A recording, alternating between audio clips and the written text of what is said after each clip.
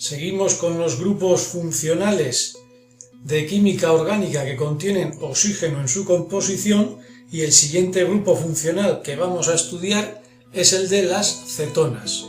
El grupo funcional de las cetonas es este que veis aquí. Fijaros, es un doble enlace carbono-oxígeno y a ambos lados de este doble enlace tenemos dos ramas, R y R', diferentes entre ellas. Esta es la estructura general de las cetonas.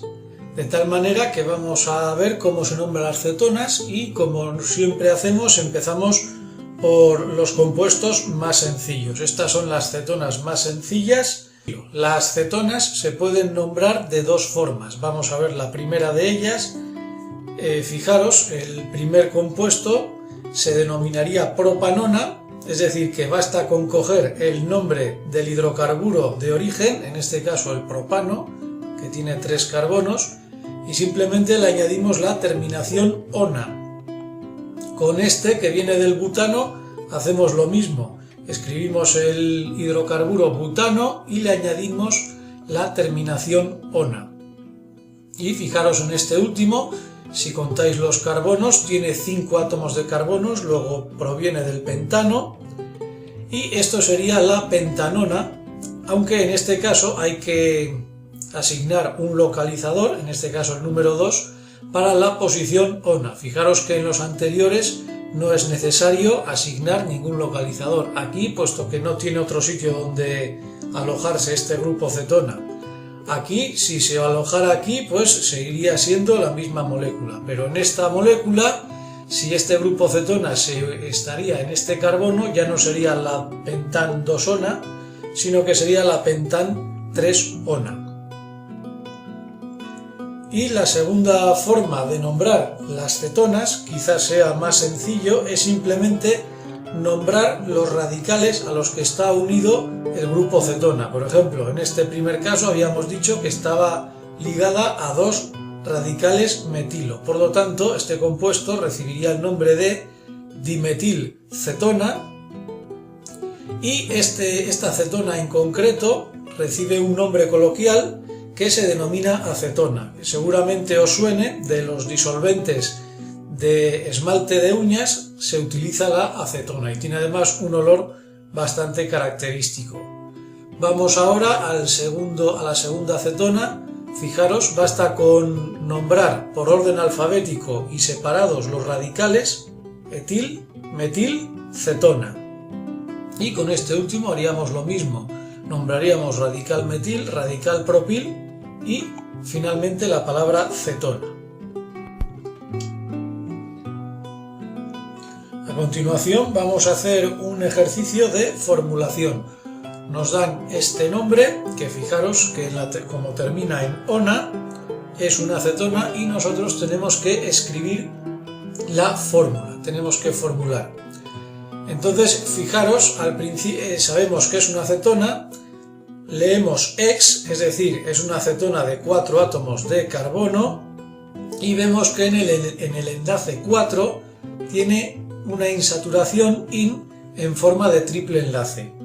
Así que lo primero que tenemos que hacer es escribir la cadena de 6 átomos de carbono y asignar al enlace 4 un triple enlace, como veis aquí. En este caso vamos a empezar a contar por aquí, es decir, este sería el primer enlace, el segundo, el tercero, el cuarto, donde está la insaturación, y el quinto. Y nos dice que en la posición 2 está el grupo cetona. Luego, si hemos empezado a contar por aquí, este es el carbono 1 y este es el carbono 2. Luego es aquí donde tenemos que colocar el grupo cetona. Bien, una vez tenemos esta molécula, nos podríamos plantear el nombrar esta molécula de la otra forma. Es decir, en lugar de nombrar la cadena hidrocarbonada, vamos a nombrar simplemente los radicales a los que está unido el grupo cetona. Este es muy sencillo, es el grupo metil, y este otro, como veis, es un grupo butil, puesto que tiene 1, 2, 3 y 4, y en su segundo enlace tiene un triple enlace. Luego sería el siguiente nombre, sería el but 2-inil, es decir, el radical butilo que en su posición 2 tiene un triple enlace. El otro radical habíamos dicho que era el radical metilo y concluiríamos el nombre con cetona. Estos serían los dos nombres aceptados para esta molécula. A continuación vamos a hacer otro ejercicio de formulación, pero en este caso nos dan el nombre de los radicales y la palabra cetona, a diferencia del ejercicio anterior que nos daban la cadena principal entera y el localizador del grupo cetona. Entonces vamos a leer cómo son esos dos radicales.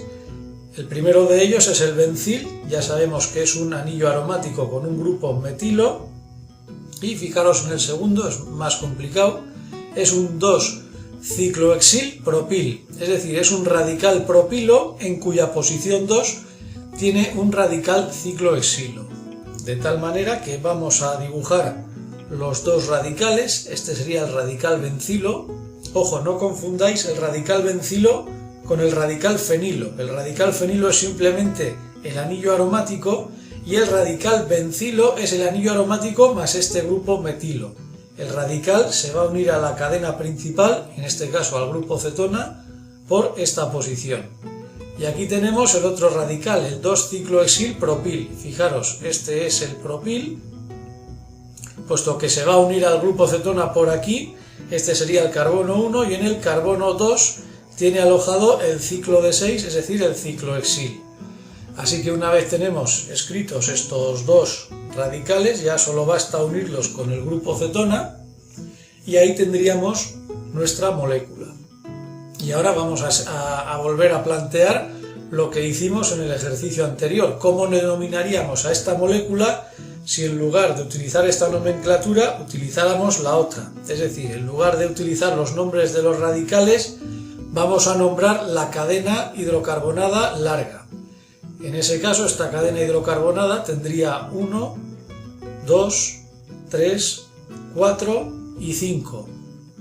Es decir, sería una pentanona, concretamente una pentan 2-ona, puesto que para que este grupo cetona tenga el localizador más bajo posible, que es además el grupo funcional principal, es evidente que hay que empezar a contar por aquí 1 y 2, de tal forma que esto es una pentan 2-ona.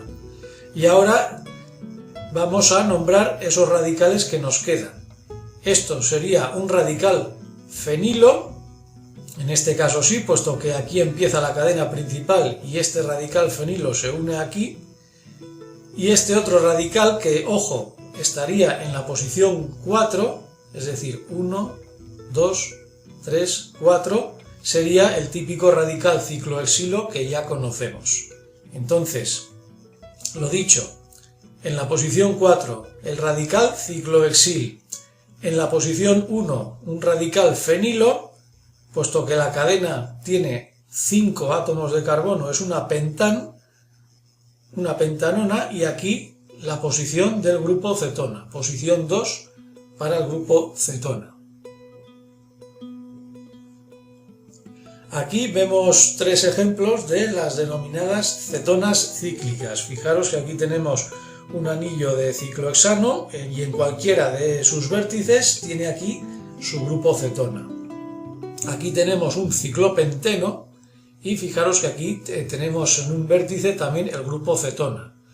Puesto que este compuesto tiene aquí una función alqueno y una función cetona, tenemos que ir a la lista jerárquica de grupos funcionales y veremos que la cetona tiene preferencia sobre los grupos alquenos. Luego este compuesto no lo vamos a nombrar como un alqueno, sino como una cetona.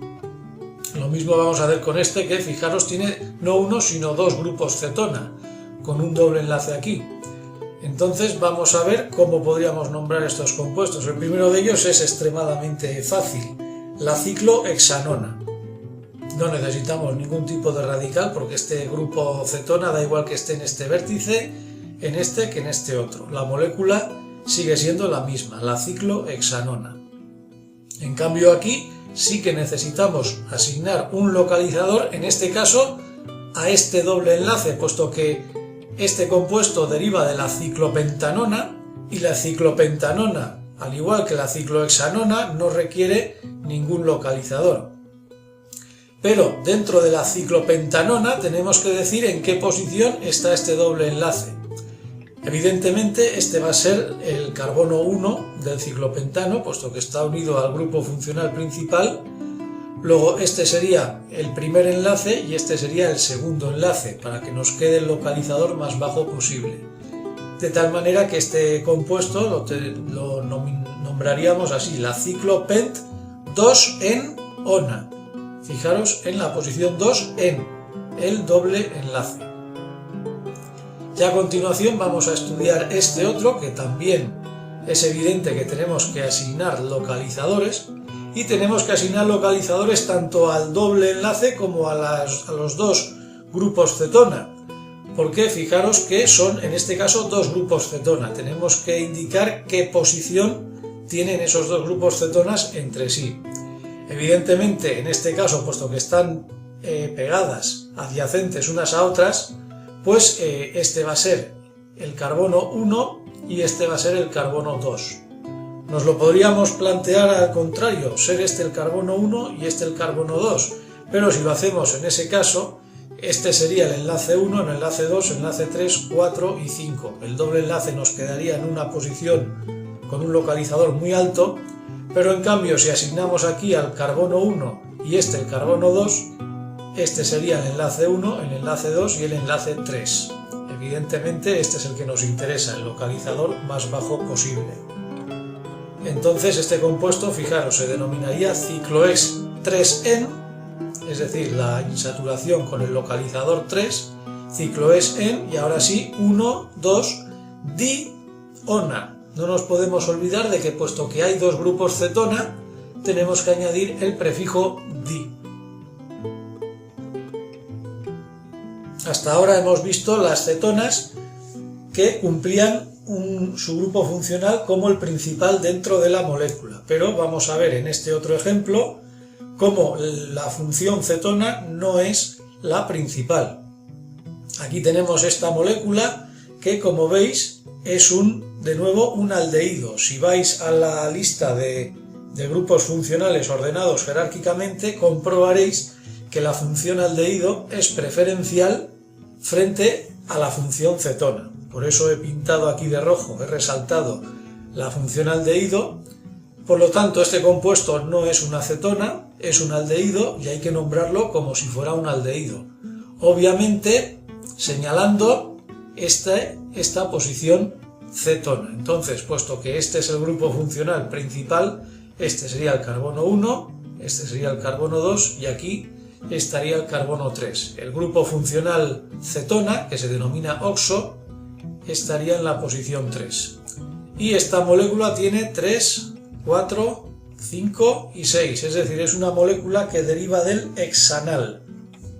Por lo tanto, fijaros que el nombre tampoco tiene mucha dificultad, es el 3-oxo.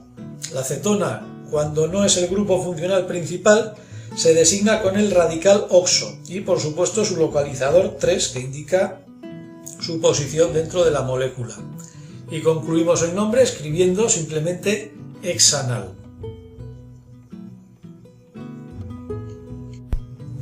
A continuación, siguiendo con los grupos cetonas que no son los grupos funcionales principales, vamos a hacer un ejercicio de formulación. Fijaros en este nombre que nos dan, 2,6-dioxo-nonadial, es decir, la terminación al, o mejor dicho, la terminación dial, nos indica que estamos ante un aldehído que tiene en sus extremos de la cadena dos grupos aldehído, y además esa cadena, como veis, es nona, es decir, tiene 9 átomos de carbono.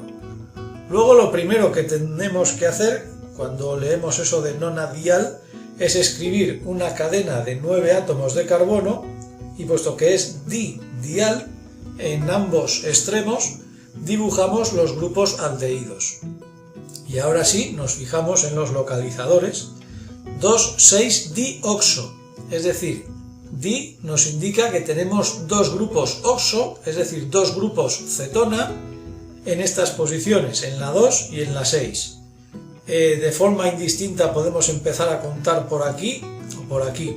Vamos a empezar a contar por aquí. Este sería el carbono 1, este sería el 2, es decir, aquí estaría uno de los grupos cetona, 3, 4, 5 y 6. Aquí estaría el otro grupo cetona. Luego simplemente los dibujamos, ahí los tenemos en las posiciones 2 y 6. Y esa molécula la tendríamos ya completa, es el 2,6-dioxononadial.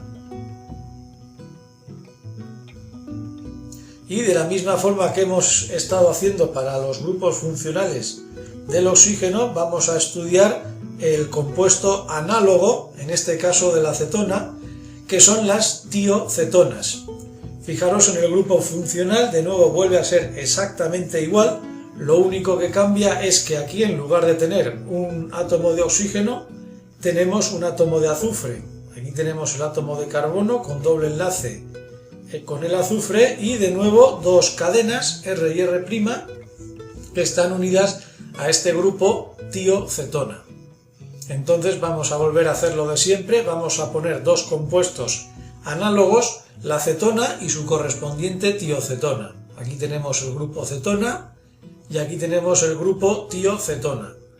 La cadena tiene el mismo número de átomos de carbono, es decir, 1, 2, 3, 4, 5 y 6, es decir, es una hexanona.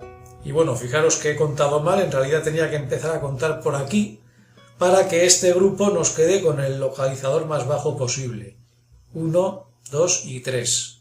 Es decir, aquí el grupo cetona está en la posición 3 y aquí el grupo tiocetona está también en la posición 3. Luego, ¿cómo nombraríamos los compuestos? Bueno, el primero es muy sencillo, es una hexanona y en la posición 3 tiene el grupo cetona, hexan 3-ona. Ahora fijaros en la tiocetona, el nombre es muy sencillo, solo que en esta ocasión, en lugar de utilizar la terminación ona, utilizamos la terminación tiona, de tal manera que este compuesto se denominaría el hexan 3-tiona.